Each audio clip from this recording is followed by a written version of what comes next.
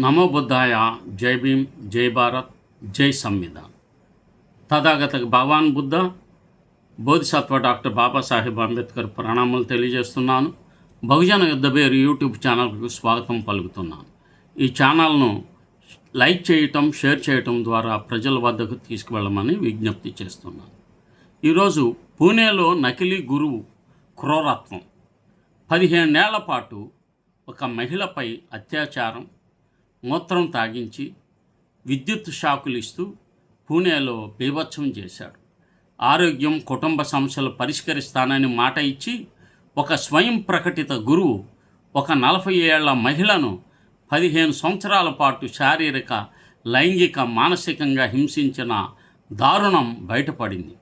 హర్యానా స్వస్థలం రాధామోహన్ మిశ్రా 59 సంవత్సరాలు అనే వ్యక్తి పూణేలోని వాగోలి ఉబల్ నగర్లో బంగ్లాలో ఆశ్రమం నడుపుతూ తనను తాను దైవాంశ సంభూతుడిగా అని చెప్పుకునే భక్తులను మోసం చేశాడు. బాధితురాలు కూడా హర్యానాకు చెందిన వారే.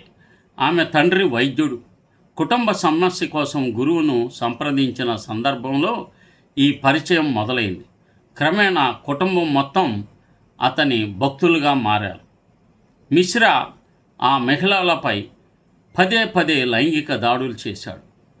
తన మూత్రం తాగమని బలవంతం చేశాడు. విద్యుత్ షాక్ ఇచ్చాడు. భర్తకు విడాకులు ఇవ్వమని, ఆమె ఆస్తి తన పేరు పైకి బదిలీ చేయమని తీవ్రంగా ఒత్తిడి చేశాడు. ఆమెను దొంగతనాలు చేయమని కూడా బలవంత పెట్టాడు. ఆమె గదిలో సీసీ కెమెరాలు అమర్చి నిరంతరం నిఘా పెట్టేవాడు. చివరకు ఆ మహిళ తన ధైర్యం కూడగట్టుకొని గదిలోని అన్ని సీసీటీవీ కెమెరాలను పగలగొట్టి ఆశ్రమం నుంచి పారిపోయి తల్లిదండ్రుల వద్దకు చేరుకుంది. తన అనుభవాలు కుటుంబానికి వివరించింది. ఆ తర్వాత కుటుంబం పోలీసులను ఆశ్రయించింది.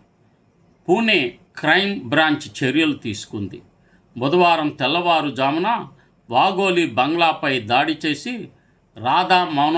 రాధామోహన్ మిశ్రాతో పాటు 6 మహిళలతో సహా అరెస్ట్ చేశారు. వారిని జూన్ 20 వరకు పోలీస్ కస్టడీకి అప్పగించారు. పోలీసులు బంగ్లా నుంచి 19 హార్డ్ డిస్కులు, 12 ల్యాప్టాప్లు, 11 మొబైల్ ఫోన్లు, 15 లక్షల ఆభరణాలు, 6.5 లక్షల నగదు, ఆయుధాలు స్వాధీనం చేసుకున్నారు. అత్యవసర పరిస్థితుల్లో పారిపోవడానికి భూగర్భ సొరంగం కూడా నిర్మాణం జరుగుతుందని కూడా దర్యాప్తులో తెలిసింది. నిందితులపై లైంగిక దాడి, నేరపూరిత కుట్ర, మంత్ర విద్య, అఘోరీ ఆచారాలు వంటి సెక్షన్ల కింద కేసులు నమోదు చేశారు. ఈ ఘటన మహిళలపై జరుగుతున్న మతపరమైన మోసాలు, దుర్వినియోగాలు మరోసారి ఎత్తు చూపుతుంది. బాధితురాలి ధైర్యం ప్రశంసనీయం. న్యాయం జరగాలి. చాలా ఇలాంటి విషయాల్లో మత ప్రభావాలకు, మత విశ్వాసాలకు, ముఖ్యంగా మహిళలు చిన్న విషయాలకే ప్రలోభపడి తమ జీవితాలను బుగ్గి చేసుకుంటున్నారు. కనుక మత విశ్వాసాల వలన సమస్యలు పరిష్కారం కావు. అవి ఇంకా మరింత తీవ్రంగా మారతాయి. ఈ విషయాలు గమనించమని విజ్ఞప్తి చేస్తున్నాను. జై భీమ్, జై భీమ్.